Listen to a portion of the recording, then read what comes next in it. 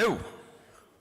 All right, so I'm going to tell you guys a little bit about goTenna today, but before I really start with that, I'm actually going to start with a kind of a rhetorical question, which is, what is the most important information you need in the battlefield, or beyond the battlefield, a wildland firefighting situation, a disaster response, whatever it is? I'm on a 10-minute timer, but I actually want you guys to think about it. What is the most important information you need to be able to respond safely, efficiently, and quickly? Well, I think most people would agree that you need to know where are your people, where are the dangers, and can you get commands in and out?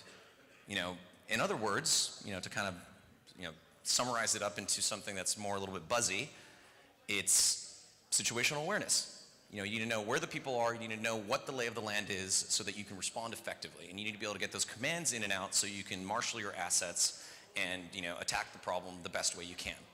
I think most people would agree that that is the most critical information you need in almost any operational environment. And there's another question that we have, which is, what do all these components of situational awareness and command and control have in common? The funny thing that most people don't seem to have realized over time is that none of those components of situational awareness need broadband. They don't need full motion video. As a matter of fact, they don't even need voice in a lot of situations, and a lot of times it's even better to not do it through voice.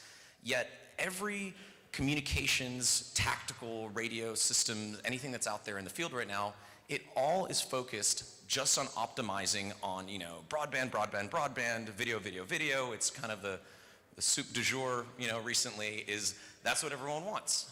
But you don't technically need them in a lot of environments. And that's not to, to knock on full motion video and those other things. We totally understand that there's going to be places where you do need that. But in many situations, you don't. I mean, we've gone, 10,000 years of emergency and warfare without full motion video. Why did we all of a sudden need it starting a couple years ago? And what we wanted to ask is, what happens if you built a tactical communication system which was focused just on doing one thing and one thing really, really well, which is to get you that critical information no matter what. Just that, that SA, that C2, trim away all the extras and, give you a system built from the ground up for those things that you know that you need. Well, what you would get is this little guy right here. This is the goTenna Pro. What you're seeing here, this little Snicker-sized, piece of plastic and metal, is a full 5-watt VHF UHF mesh networking tactical radio that, when I say it's the world's smallest, lightest, and most affordable tactical mesh networking radio on the planet, that sounds like marketing, but that's actually objectively true. You could put it on an Excel sheet and put it next to anything else out there, and that's just how it measures up. So, what you've got here on this device is, 5 watts of tunability across VHF and UHF as a software-defined radio. It's mesh networked. It has 3 to 4-bit elliptic curve, top secret level encryption. It's IP68 in mil-spec, weighs about 79 grams, and it's designed from the ground up to work with iOS and Android, so any smartphone. And it all comes together, all these capabilities, to allow you to communicate, kind of short form bursts, situational awareness, command and control information, and it's all just $499, which for most people here is almost a laughable amount of money. Probably I'm the only vendor out here that's actually going to put their price tag on the board, because usually we're talking much larger numbers. And we think that's pretty important to enabling new kinds of capabilities that I'll get to in just a second. So, kind of visually to put it, by trimming away all the fat, to answer the question before, and focusing just on critical information, we're able to get you a radio that's 1/10 of the size, 1/12 of the weight, 1/20th the energy, and depending on who you're comparing us to, anywhere from 1/20th to 1/40th or more of the cost of anything else that's out there. And again, this enables new architectures that I'll get to in just a second. So how does it work? It basically pairs with a smartphone, iOS or Android, and on that phone is your end user device. It's where you create data, you consume data. It gets, goes over Bluetooth to the device itself, and then this device creates its own ad hoc mesh network where you can communicate with anyone you want. Now, what else is there here? Hold on. And also, we're fully ATAC integrated. So for the people that are doing those kind of front-end operations, that's pretty interesting, because we are an open platform. so that anyone can integrate the goTenna communications capabilities into any of their own apps or computers or sensors or anything they want. They can use us as an open platform for that very low cost, low complexity, but high quality communications data link. And also it's completely COTS, not ITAR restricted, not export controlled. It's something that you can really get out there to anyone. And again, that's going to come back to some of the new applications that we think are pretty compelling.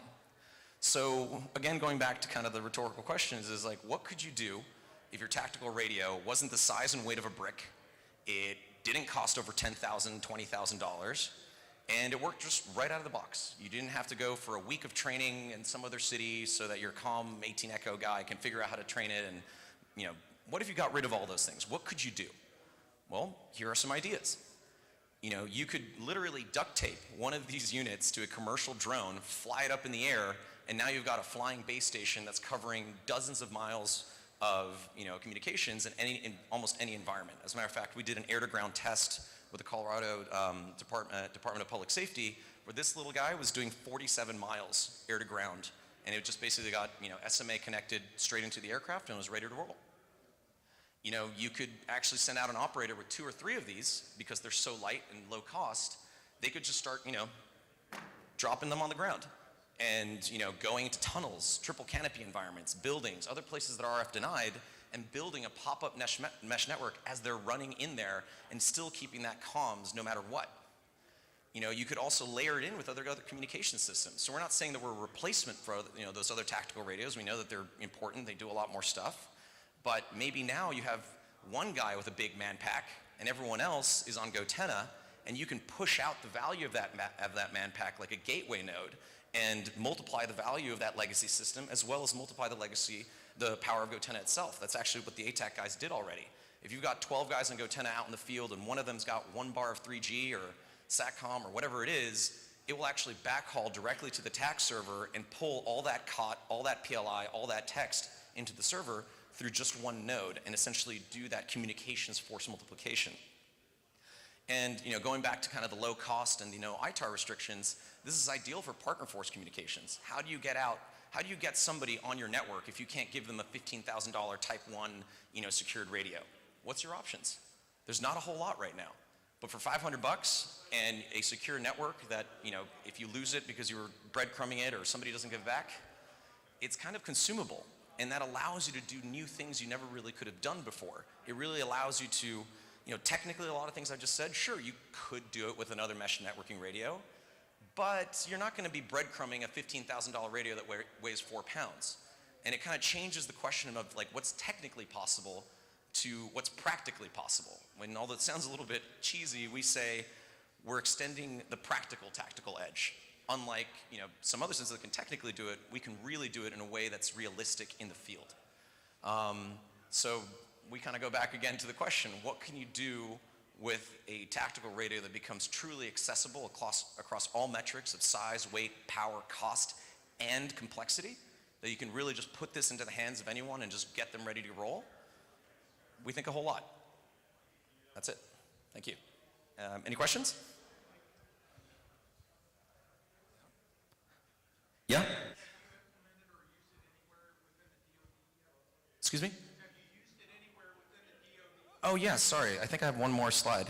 That's some of our users. I had to kind of, boil it up to, not the specific user groups. If you guys want to talk to me on the side, I can give you some of the specific teams that are using it already. And we started as a consumer product, so you can actually buy our first couple of models at REI and Amazon right now. And they took out those models, and those are already the people who are using it, across a lot of the same people that you want to, be talking about. As a matter of fact, I think there's 60 or 70 of our units out in Mosul right now on our consumer side. So there's a lot of different application spaces, and I'd be happy to go into more detail about that, not in a giant room. Anyone else? No? All right, cool. I'll be over here if anyone has any questions.